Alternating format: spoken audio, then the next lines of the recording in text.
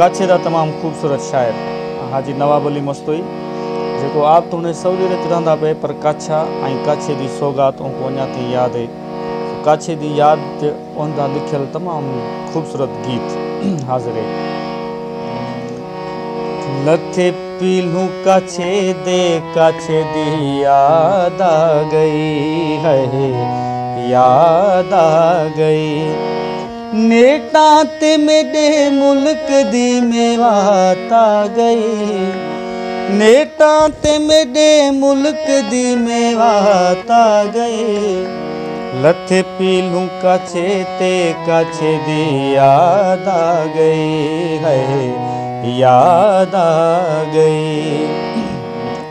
उठदे असे आधी रात दा संगती सबई सारे, उठदे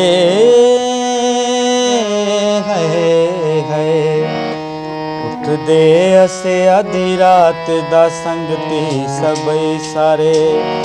उभर दे हन ट्रेड़ू कती आसमान ते तारे। खड़ू दरवाजे का हिक बेकू सड तेज कंदे हसे। तकड़ चूं टोरियां टुबणियां ऐं पानी चांदे हसे।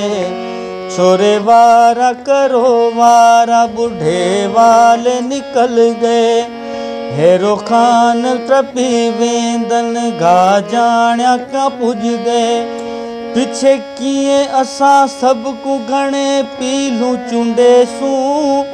जतों दा पंध है पर किए महल ते वल सू। नंढ लाद इहा गाल में कू अज खिला गए। लथे पीलू कच्छ ते कच्छ दी याद आ गई है, याद आ गई। उते पहुँचण ना सबको अपनिया जालियां प्यावारे। उते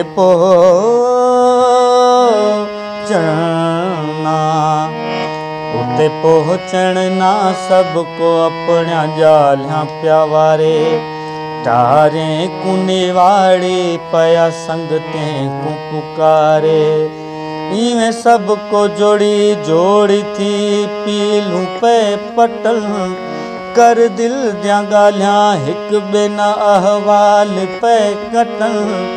कर तार टोलियां पीलू दियां टुबणियां चलाहूं। मिठे बोल मुहब्बत देगा सबको सुनाऊं। भर भर फके बगण दे पे बात चिघतू। रस चूस सबई खेखड़ियां पट ते पे सटू। अल केड़ी घुली वाह जो सब कुछ उड़ा गए। लथे पीलू कच्छ दे कच्छ दी याद आ गई है, याद आ गई। वो वक्त था केड़ा भला नवाब पुराना।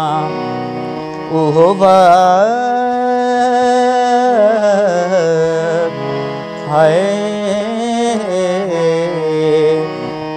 वक्त था केड़ा भला नवाब पुराना। मुठ मज़ारी च रहंदा मेरे रूह दा राणा। जंहिंदे नाल मिलण लाए झर झंग वेंदा हम। रोज़ तोहफ़े नवें ओंकू ॾेंदा ऐं गिंदा हम। पीलू दे बहाने असाडा प्यार प्या हले।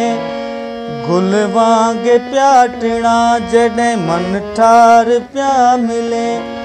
वल कोन असी यार इहो गुज़रिया ज़माना। केॾा सोहणा प्या लगे इहो वक्त पुराना।